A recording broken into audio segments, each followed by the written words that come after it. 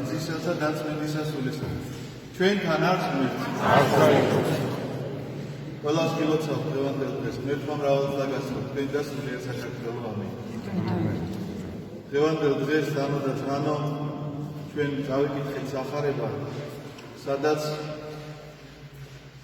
ლიტერატურულ ენაზე რომ ვილაპარაკოთ, ნათლად როგორია აღმოსავლური ენა, როგორ მეტყველებს აღმოსავლეთი და როგორ იყოს სწავლება თქვა აღმოსავლეთში, აი აღმოსავლეთის ქვეყნებში ამას გულისხმობ.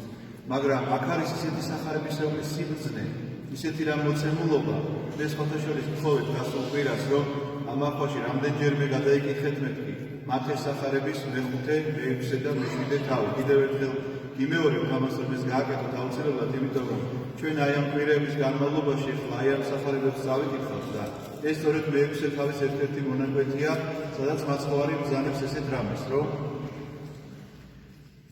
ადამიანის თვალის შესახებ არის ლაპარაკი, მაგრამ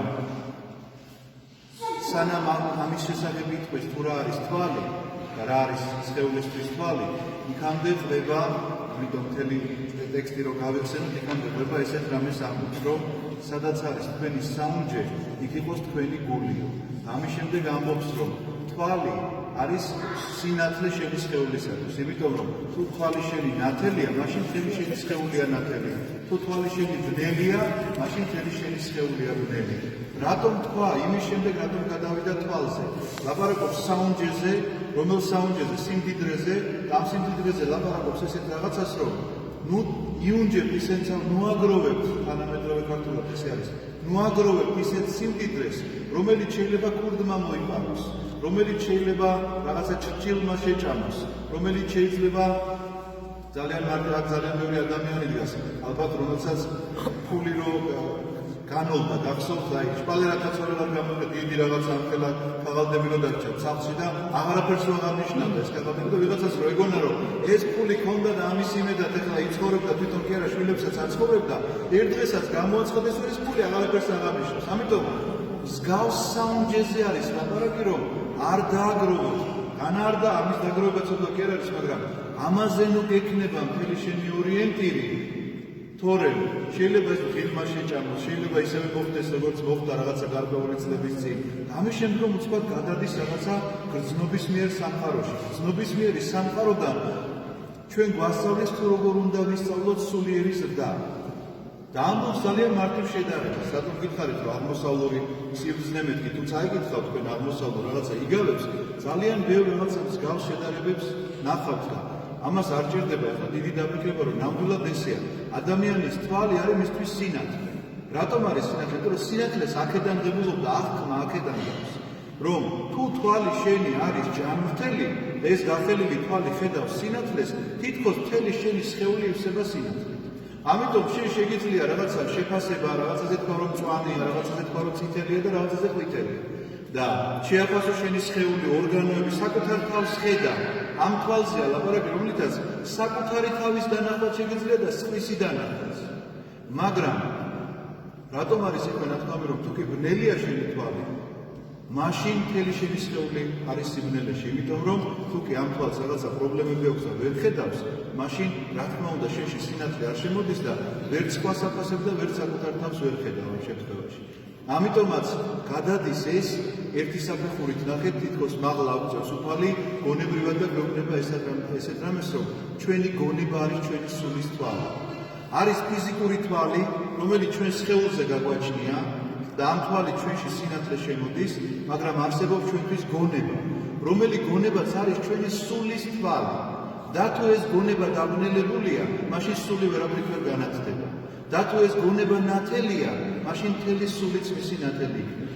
ამიტომაც ჩვენ ახლა რამდენიმე მაგალითი შეგვიძლია მოვიყვანოთ. რას ნიშნავს გონების დაბნელება და გონების სინათლე? ეს იმას ნიშნავს, რომ აი როგორც ფიზიკურ თვალს შემოგვიფასებო რაღაცა პრობლემები შეექმნება და ნელ-ნელა გუნდოვანი ხდება ჩვენთვის სინათლე და ამისთვის შეიძლება ექიმთან წახვიდე და რაღაცა სათვალე გამოგვიწერონ და კვლავ აღდგეს შენი მხედველობა. სწორედ ესე გახლავთ გონების თვალი. რომ თუ კი იქ ბინდბუნდი შეიპარა, გულისხმობ ამაში ეს შეიძლება იყოს რელიგიური სწავლება, ეს შეიძლება იყოს ადამიანის პირადი ცოდვები, ადამიანის დამოკიდებულება საუნჯესთან, სიმდიდრესთან და ასე შემდგომ. ეს გახლავთ სწორედ დაბნელება სულიერი თვალისა, რომლის შედეგადაც სული ხდება უკვე ბნელი. მთელი ადამიანის სხეული როგორც სიბნელით ივსება, როდესაც სიბრმავე იპყრობს ადამიანს, სწორედ ასეთივე სიბრმავით, გონებრივი სიბრმავით ბნელდება სული. მაინც რაში მდგომარეობს ეს დაბნელება? არ იფიქროთ, რომ ადამიანი მოკვდა და აღარ არსებობს. არსებობს, ცოცხლობს, მაგრამ დაავიწყდა მიზანი ამ სიცოცხლისა. დაავიწყდა რისთვის დაიბადა და რისთვის მოვიდა ამ ქვეყნად და არასწორად აზროვნებს. ისევე როგორც თუ თვალმა, ფიზიკურმა თვალმა ორი ფერები შეიძლება ვეღარ არჩევდეს ერთმანეთისგან. სახეებს ვეღარ არჩევდეს, სხეულებს ვეღარ არჩევდეს. ხე ადამიანად მოიჩვენოს და პირიქით ადამიანი ხეთ. მაგრამ თუ ჯანმრთელია თვალი ამას ყველაფერს კარგად განასხვავებს. აი ესებია გონების თვალიც. მასაც როგორც კი დააკარგება ეს მხედველობა, აუცილებლად არევა იწყება მაშინ. რა არის პირველადი და რა არის მეორადი, აი ამის შესახებ იწყება მის ცხოვრებაში არეულობა და აქედან გამომდინარე ის ვეღარ ხვდება რისთვის ცხოვრობს და რისთვის არსებობს. ამის შემდგომ ნახეთ რომ გრძელდება ტექსტი, რომ შეუძლებელია ორი ბატონის მონა იყოს ადამიანი, რომ ერთი შეიყვაროს და მეორე შეიძულოს. ორი სიტყვაა გამოყენებული, სიძულვილი და სიყვარული. ესენი ერთმანეთის ურთიერთსაპირისპირო სიტყვებია. როგორ შეიძლება თან გძულდეს რაღაცა და თან გიყვარდეს? თუ გძულს და არ გინდა მისი არაფერი, თუ გიყვარს გინდა და ყველაფერს იწვენ ამისთვის. ამიტომაც ეს ორი რამ შეუთავსებადია ჩვენში. არ შეიძლება თავსდებოდეს ეს ორი ურთიერთსაპირისპირო თვისება ადამიანში. თუ გძულს ადამიანი, არ შეიძლება თან გიყვარდეს.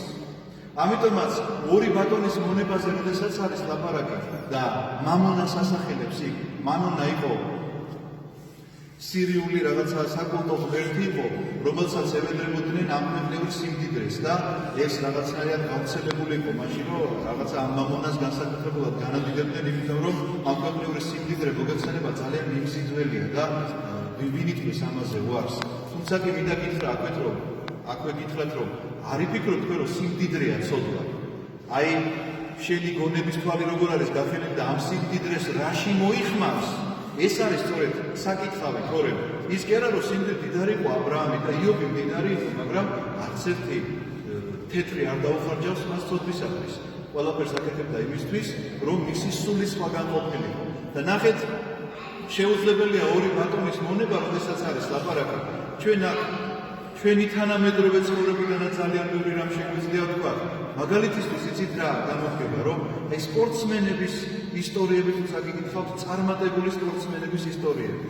აი ვიღაცა რომელიც გამოვიდა და აი ძალიან ეხმარდი იყო და მოკლედ აი ამ სირბილში აჯობა ყველას და გახდა ევროპის და მსოფლიო და ასე შემდგომ ჩემპიონი. თუ წაიკითხავთ მაცხოვრებას, უწფელად გეუბნებით რომ შეგშურდებათ როგორც ქრისტიანს, იმიტომ რომ მან თავის ცხოვრებაში დაისახა მიზანი, რომ უნდა გახდეს რაღაც ესეთი წარმატებული სპორტსმენი. და რას აკეთებს ამისთვის, იცით? მთელ ცხოვრებას აკონტროლებს. თავის ცხოვრებას თითოეულ ნაბიჯს აკონტროლებს. არ იფიქროთ, რომ დაახინებული ცხოვრება გქონდა და რაღაც ესე ყველაფერი მისცეს და უთხეს, შენ მოგვდაც ივარჯიშე ეხლა და ჩვენ ყველაფერს მოგიგვარებთ საჭმელს და სასმელს. არა, მსგავსი რამ არ წარმოიდგინოთ. ეს არის ადამიანი, რომელიც აკონტროლებს თავის ცხოვრებას როგორ. შეიძლება სადღაცას მუშაობდეს მიმტანად, სადღაცას ყარაულადაც მუშაობდეს იმისთვის, რომ საკუთარი თავი ირჩინოს, მაგრამ აკონტროლებს რას?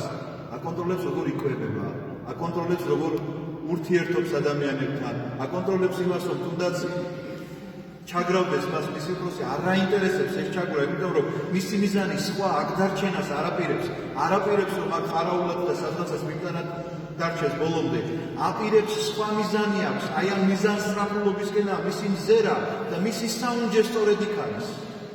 აი მიზნისკენაა მისი საუნჯე, რომ იქ უნდა მივიდეს, იქამდე, იმ ფინიშამდე უნდა მივიდეს და მან უნდა გაიტანოს ეს ლელო.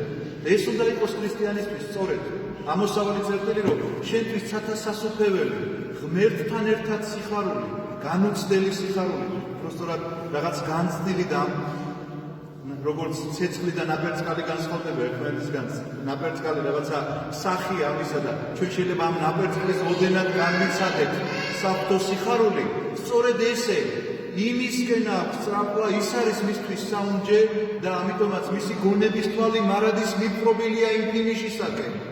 იქამდე უნდა მივიდეს. ამიტომ არ აინტერესებს აქ მისი უფროსი შეიძლება ცუდად ექცეოდეს, ცუდად ეპყრობოდეს. გარემოს რაღაც ადამიანები ან რომელი სპორტსმენი გინახავთ, რომ გარბოდეს და სხვას უყურებდეს, ეხლა იმან რა შეცდომა დაუშვა და ამარა გაგეთ. ჩვენ როგორც განვკითხავთ ხოლმე ერთმანეთს, გახსოვთ. ან რომელი წარმატებული სპორტსმენი გინახავთ, თქვენ რომ ვინც ჩამორჩენილია და მის უკან მორბოდა, იმის ცხოვრებას განიხილავდეს. იცით ვის ცხოვრებას განიხილავს? ვინც მასზე წინ მივიდა. და რატომ განიხილავს, რომ იმას მიბაძოს და იმასავით გააკეთოს, რომ მანაც შეძლოს იგივე ადგილას მისვლა. და თუ სპორტსმენს ასეთი მიზანდასახულობა აქვს და ამისთვის გადადებული აქვს თავი, ფიზიკური ჯანმრთელობა, ყველანაირი სიამოვნება, ყველაფერზე უარი აქვს ნათქვამი და ერთადერთი მიზანი ამოძრავებს, ერთადერთი გონების თვალი მიპყრობილი იმ ფინიშისაკენ. შენ ქრისტიანო რა დაგემართა მაშინ, რომელსაც ქრისტიანი დაგერქვა სახელად და მსგავსი განცდა ჩაქრა შენში და ხარ ასე დინარეს რომ მიყვება რაღაცა მორი და საიდაც გადაჭეხავს ეს დინარე ამ ნაპირზე შეაგდებს თანახმა იმ ნაპირზე იმიტომ რომ არაზროვნებს ეს მორი და ჩვენ ხომ ვაზროვნებთ და ჩვენ ხომ უნდა გქონდეს ჩვენი სულიერი მზერა სწორედ ამისაკენ მიდრეკილი მიმართული იმისკენ რომ ამ ფინიშამდე უნდა მივიდეთ და არ გვაინტერესებს იქ ჩვენს უკან როგორ მორბიან და რა შეცდომებს უშევ არ გვაინტერესებს იმიტომ კი არა რომ არ გვეყვარს არ გვაინტერესებს იმიტომ რომ არ ვხედავთ ამას ვერ უნდა ვხედავდეთ ამას ხოლო ჩვენს წინ დგომებს უნდა ვხედავდეთ რომლებიც მივიდნენ უკვე ამ გზაში არიან და მიდიან ამ გზაზე დგანან და იმ ფინიშის გზაზე დგანან და იქამდე მივიდნენ აუცილებლად ამიტომაც ჩემო ძვირფასებო, ეს ალეგორიული სახეები, რომელიც სახარებაშია მოცემული და გითხარით, რომ აღმოსავლეთის სწავლება დასავლეთით ძალიან კარგად მუშაობს. აქ ჩვენთანაც გადასარევად მუშაობს 21 საუკუნეში. იმიტომ რომ არ შეიძლება შენ მაგალითი არ კონდეს ცხოვრებაში. წმინდა მამები ხანდახან ჭიანჭველის მაგალითს მოიტანენ, ხან ფუტკრის მაგალითს მოიტანენ, 1000 რამეს გვეუბნებიან. იმის შესაგნებად, იმის მისახვედრად, რომ შენში აღძრან კვლავ სურვილი რომ მერე რა რომ სადღაცას მასწავლებელი ხარ, მერე რა რომ სადღაცას ექიმი ხარ, მერე რა რომ სადღაცას მიმტანად შეიძლება მუშაობდე. არც ერთი შრომა საფაკილო არ არის, მაგრამ მიზანდასახულობა რა არის შენი? ამ მასწავლებლობაში რა არის, რომ სკოლის დირექტორი კიდე გახდე, აი მერე რა განათლების მინისტრი, კიდე მერე რა? იგივე ექიმობაში და იგივე ნებისმიერ პროფესიაში. ამიტომაც შენი გონების თვალი აქ რომ თავდება იმისკენ კი არ უნდა იყოს შენი გონების თვალი იქ უნდა იყოს სადაც მარადიული სიცოცხლე და სიხარულია და როგორც აი ამ ფინიშისკენ მორბენალი სპორტსმენების მსგავსად ხოლო წინ უნდა იყურებოდე ერთადერთი მიზანი გამოძრავებდეს რომ რაც შეიძლება მიუახლოვდე აი ამ ფინიშს რაც შეიძლება ახლოს იყო მასთან და შეხვიდე და შეაბიჯო იმ გულებს სიხარულში, რომელიც არასოდეს არ დასრულდება. ამინ. დაგლოცოთ, დაგახაროთ ჩვენთან არსმევთ.